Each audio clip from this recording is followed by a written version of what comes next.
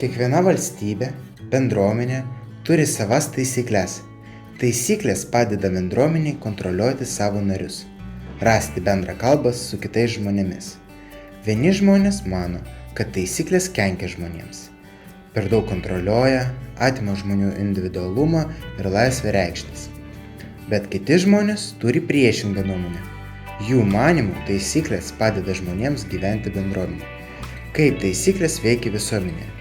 Kokia yra jų svarba žmonių gyvenime? Suprantama, tu gal svajoji apie gyvenimą be taisyklių. Bet ar gyventi be jokių apribojimų tikrai būtų geriau? Socialinė reklama mokiniams, ar reikalingas mums taisyklės?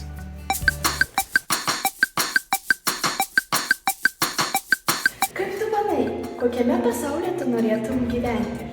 Su taisyklėmis ar be taisyklių? Aišku, be taisyklių.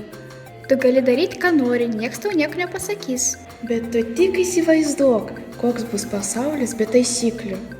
O kaip apie saugumą šitame pasaulyje? Tu tik pagalvok, o kas bus mokykloje? Įsivaizduok, kad bus galima imti svetimus daiktus. Ką tu darai? Man taisyklės nereikalingos. Įsivaizduok, kad būtų galima imti svetimą maistą. Man nereikia taisyklių. Įsivaizduok, kad niekas nesilaikytų sveikos mitybos. Man nereikia taisyklių. Įsivaizduok, kad pamokose visi darytų, ką nori. Man nereikia taisyklių. Įsivaizduok pasaulį be taisyklių.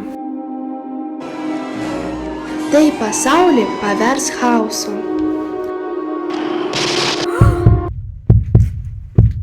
Aš nenoriu gyventi tokiam pasaulyje. O ką manai tu?